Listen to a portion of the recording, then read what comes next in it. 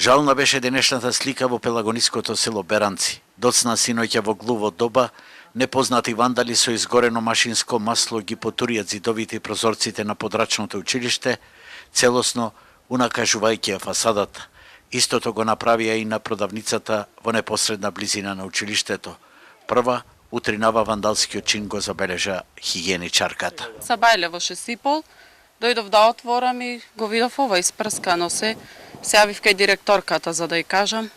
Училиштето раководство и управата на општината Могила се разочарани и огорчени и јавно прашуваат кому му пречи овој објект во кој учат 22 тукашни деца. Зидовите се целосно уништени со некое средство, како што гледаме прегорено масло. Огромна е штетата на нашето училиште, многу стресно и потресно за нашите ученици, за нашите вработени во училиштето.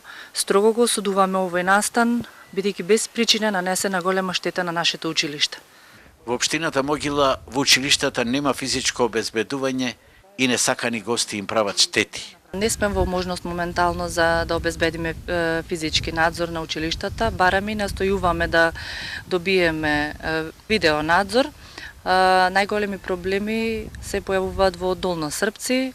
На овој пат е индикативно што реновирањето на училиштето е финансирано со донација од Република Бугарија. Случајно или не, ова училиште пред неколку години е реновирано благодарение на помош од Република Бугарија преку Битолскиот конзулат. Дали тоа има некаква поврзаност со овој случај, допрва истрагата треба да утврди. Факт е дека ова село има трајни генерацијски врски со источниот сосед, па и бројот на издадени патни исправи и добиени државјанства по глава на жител се многу големи.